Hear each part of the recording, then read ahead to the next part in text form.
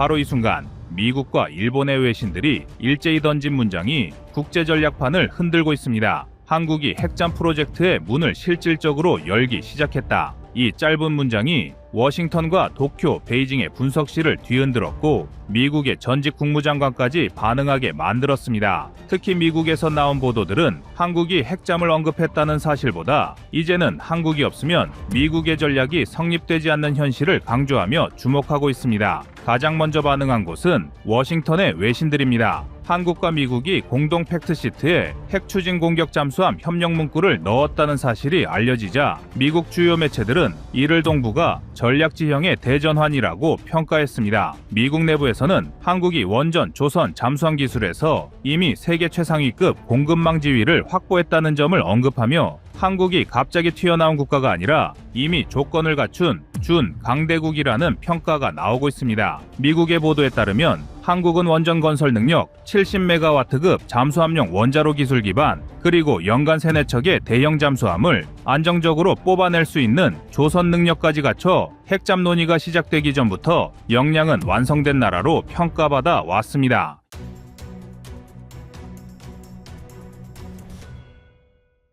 유럽 매체들은 한국이 확보한 잠수함용 원자로 기반 기술에 주목했습니다. 사실 그동안 공개되지는 않았지만 한국은 이미 2000년대 중반부터 70메가와트급 급수형 원자로의 해군 플랫폼 적용 가능성을 검토한 바 있으며 이 기술 기반은 원전 수출국 중에서도 상위권에 속합니다. 유럽 매체들은 이러한 기술 기반이 한국의 핵잠 추진 능력을 단순한 시작 단계가 아니라 바로 실제 설계, 건조 단계로 진입할 수 있는 국가라고 평가했습니다. 미국이 폼페이오 전 국무장관의 발언처럼 한국의 인력기술 조선 능력을 높게 평가하는 이유가 바로 여기에 있습니다. 또 다른 핵심 포인트는 한국 해군의 전략적 변화입니다. 외신들은 한국이 핵잠을 보유하면 SLBM 기반의 KSLBM 전력과 결합해 동북아 수중전력 구조가 완전히 재편된다고 보고 있습니다. 특히 한국의 SLBM은 사거리, 관통력, 정밀도 측면에서 이미 러시아, 중국보다 안정적인 성능을 갖췄다는 평가도 나오고 있습니다. 이러한 상황에서 한국이 핵잠을 운용하면 일본의 아키시오급이나 중국의 093A보다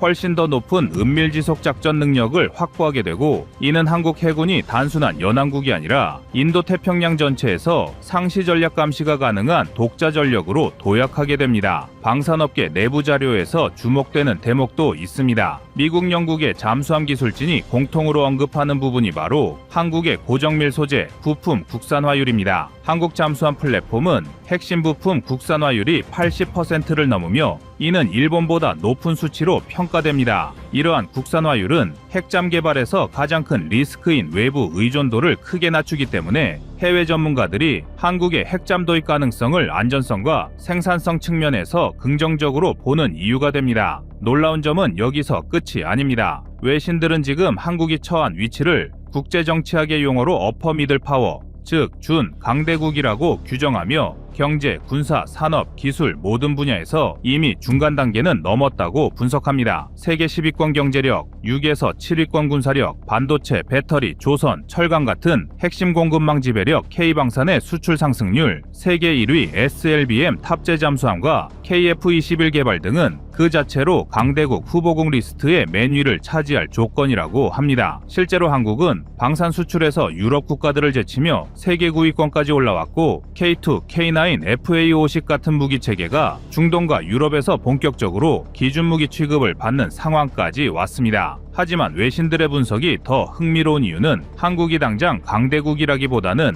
강대국 문턱 바로 앞에서 마지막 한 조각만 남긴 나라로 묘사하고 있기 때문입니다. 강대국은 경제나 군사력 총량으로 결정되지 않고 국제 질서에 개입하고 규칙을 재배치할 수 있는 전략적 자율성을 기반으로 판단됩니다. 이 기준에서 한국은 아직 완성되지 않은 3가지 축인 핵잠, 핵연료주기 자립 우주전력을 확보하는 순간 강대국 지위에 진입한다고 해외 분석가들은 말합니다. 이 가운데 가장 큰 파장을 만든 건 핵잠입니다. 미국 언론은 핵잠 확보 순간 한국 해군은 지역 해군에서 단번에 대양 해군으로 재규정되며 한국은 동북아의 주변국이 아니라 인도 태평양 전체 해상 구조에 영향력을 행사할 수 있는 국가로 자리 잡게 된다고 강조했습니다. 미국 국무장관을 지낸 마이크 폼페이오가 놀랐다고 표현한 것도 바로 이 지점입니다. 놀랐다는 단어에 담긴 의미는 한국이 능력이 안 돼서가 아니라 미국이 예상했던 타이밍보다 빨리 도달했기 때문입니다.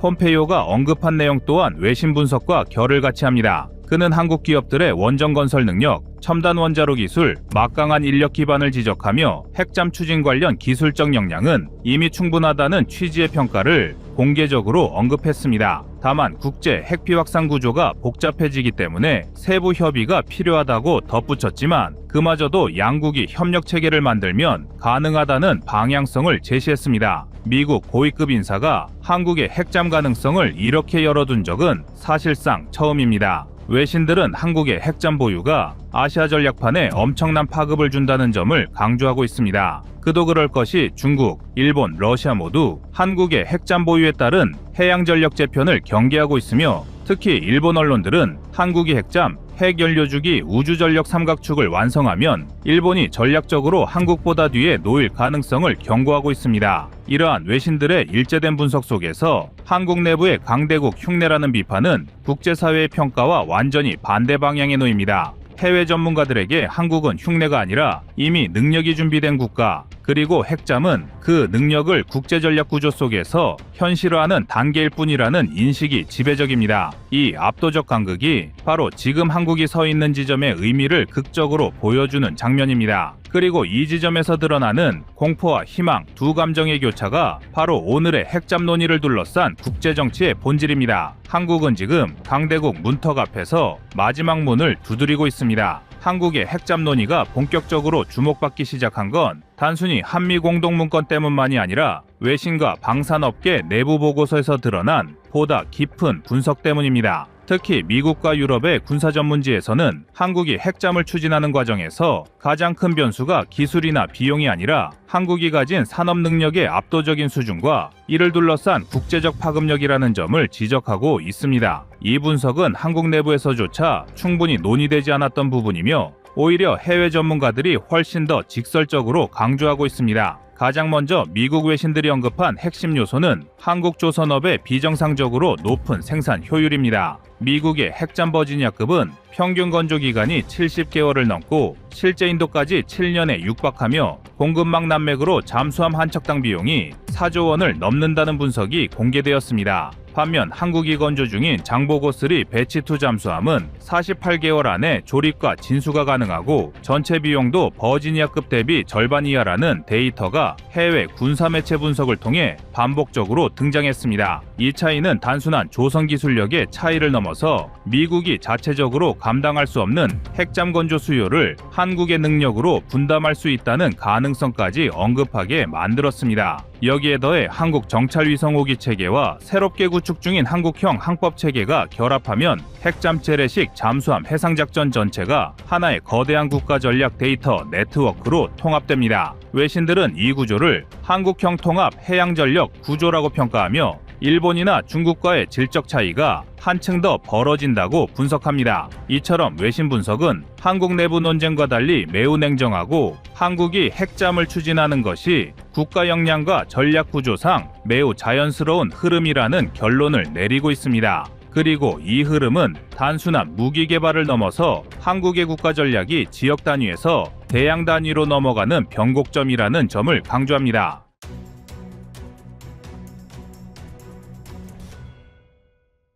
다음은 25년 4월 9일 조선 건조속도 영상입니다.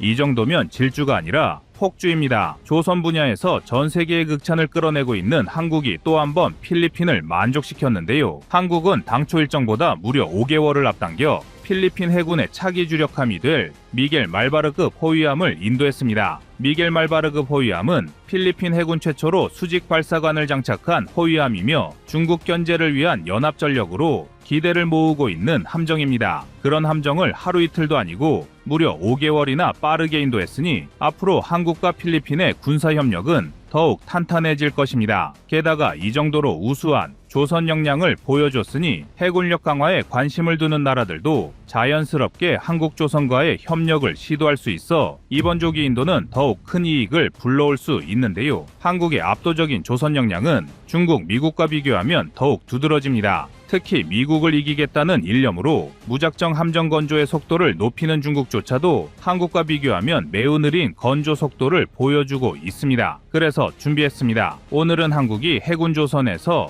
중국, 미국을 압도하는 진짜 이유에 대해 알려드리겠습니다.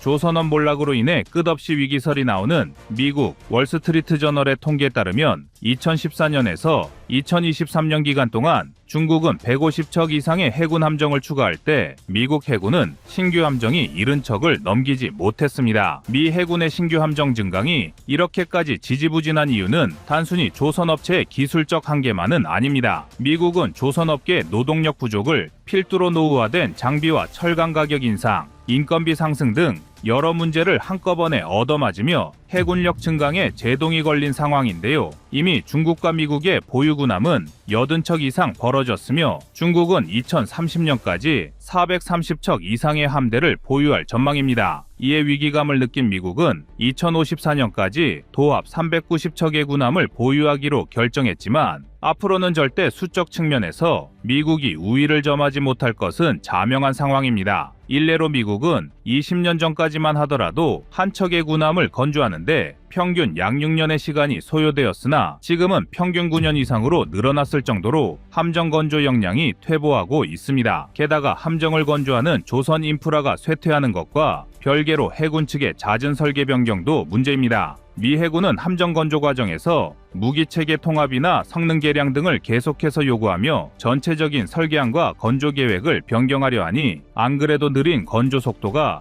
더욱 느려진다는 것입니다. 실제로 미군은 주력 호위함을 건조하는데 들어가는 시간을 단축하기 위해 이탈리아 조선사의 원본 설계와 85%나 유사한 형태를 사용하기로 했었습니다. 그렇게 되면 비슷한 함정을 건조해본 이탈리아 조선사가 훨씬 효율적으로 건조 작업을 할 수 있어 기간과 비용을 단축할 수 있을 것이란 계산이었는데요. 그런데 막상 건조 과정에서 미 해군의 작전 요구 성능을 계속해서 반영하게 되자 이후에는 원본 설계와 비교하여 고작 15%만 유사한 함정이 되었습니다. 미 해군은 더 큰 발전기를 장착하기 위해 선체 길이를 7m 이상 증가할 것을 요구했고 추진기 소음을 줄이기 위해 프로펠러를 변경하였으며 무기 시스템과 컴퓨터 등의 공간도 추가로 더해졌습니다. 그러면서 함정의 전체 중량은 10%가 늘어나고 그만큼 속도는 줄어들게 되는 등 애초에 추구했던 방향과는 완전히 딴판이 되어버렸는데요. 일각에선 이러한 미 해군의 행보를 두고 미군이 보유하고 있는 우수한 무기체계와 전투 시스템을 탑재하려 하기 때문에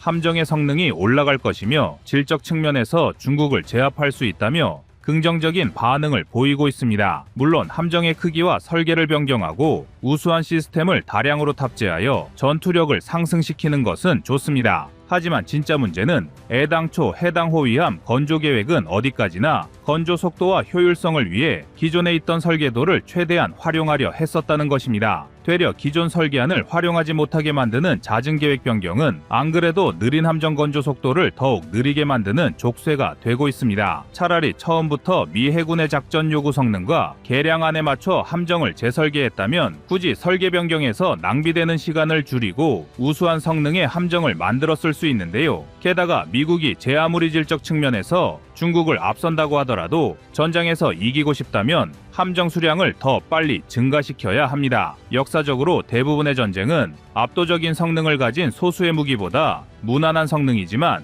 양에서 압도하는 측이 승리한 사례가 더 많았습니다. 호랑이 한 마리보다는 늑대 20마리가 전쟁에선 더 큰 효과를 낼 수 있는 것입니다. 결국 미국이 중국과의 해군력 경쟁에서 이기고 싶다면 무조건 양적 측면을 지금보다 더 강화해야만 합니다. 그리고 한국은 이러한 미 해군의 완벽한 대안입니다. 한국은 미국보다 2배 이상의 함정 건조 속도를 가진 나라인데요. 2007년에서 2025년에 건조된 주요 호위함의 건조 속도를 분석한 결과 한국은 한 척의 호위함을 건조하는데 약 3년의 시간이 필요했던 반면 미국은 해당 기간 한 척의 호위함을 건조하는데 약 7년의 시간이 필요했습니다. 더군다나 미국의 주력 호위함은 기존 계획보다 무려 5년이나 지연되는 최악의 사태를 맞이하고 있습니다. 게다가 한국의 함정 건조 속도는 중국보다도 뛰어난데요. 같은 기간 동안 중국은 한 척의 호위함을 건조하는 데 필요한 시간이 약 5년이었습니다. 중국이 많은 조선소와 인력을 활용하여 동시다발로 호위함을 건조하면서 전체 수량은 한국과 미국을 압도하고 있지만 순수하게 건조 시간과 조선 역량만 놓고 보면 여전히 대한민국이 중국을 압도하고 있습니다. 이는 호위함뿐만 아니라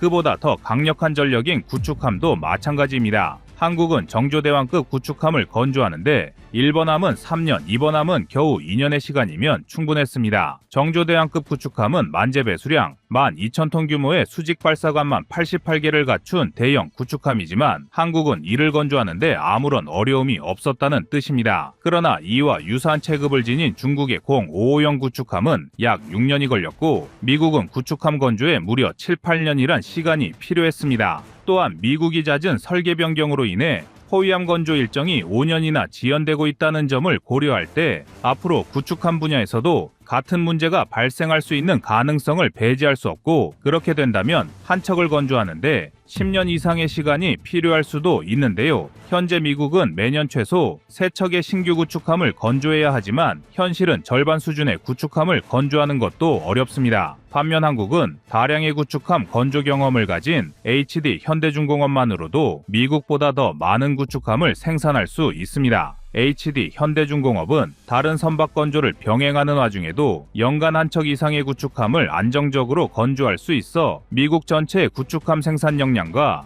대등한 수준이며 주요 건조장을 구축함, 건조에 집중하게 되면 최대 연간 5척의 구축함을 생산할 수 있습니다. 말 그대로 미국의 가려운 부분을 시원하게 해결해 줄 수 있다는 것인데요. 현재 미국은 절대로 혼자서 해군 함정 문제를 해결할 수 없는 상황입니다. 이미 미국 조선소 중 일부는 아예 2차 세계대전 시절에 사용하던 주조기계와 크레인 등을 가지고 와서 함정 건조에 사용할 정도로 인프라가 심각하게 망가져 있으며 숙련된 기술자들도 다른 동맹국에 비해 형편없는 수준입니다. 당장 국가 차원에서 미국이 막대한 지원 비용을 투자하여 크레인 등 인프라 측면을 개선하려 하더라도 기술자를 양성하는 건 절대 단기간에 성공할 수 있는 문제가 아닙니다. 현재 미국 조선소의 인력 구조를 살펴보면 50세 이상의 근로자가 약 3분의 1 수준인데 반해 이탈리아만 하더라도 미국보다 더 높은 40%의 인력이 50세 이상의 숙련자들로 구성되어 있습니다. 이처럼 수십 년간 조선업 분야에서 기술을 축적한 전문 인력을 확보하는 건 절대 몇 년 이내에 해결할 수 있는 문제가 아니며 이러한 약점을 보여주는 대표적인 사례도 있는데요.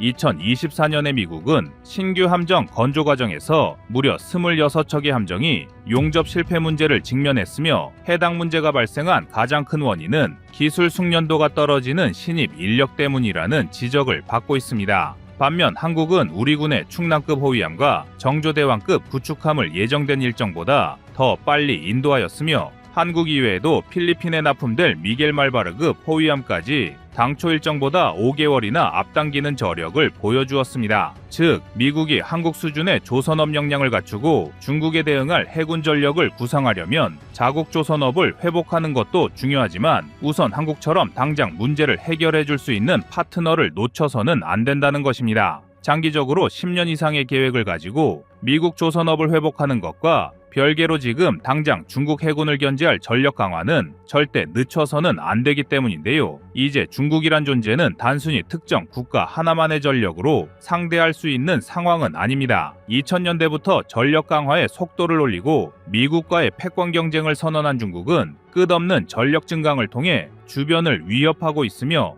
이를 저지하기 위해서는 인도태평양 지역의 국가들이 철저한 연합전선을 구축해야 합니다. 한국은 중국 해군의 전력 증강을 견제할 수 있는 조선 능력을 보유하고 있고 미국은 중국 해군을 막아내기 위한 함정 건조 증가가 절실한 상황인데요. 양국의 이해관계는 정확하게 맞아떨어지고 있으며 미국이 동맹국의 함정 건조를 맡길 과감한 결단이 필요합니다.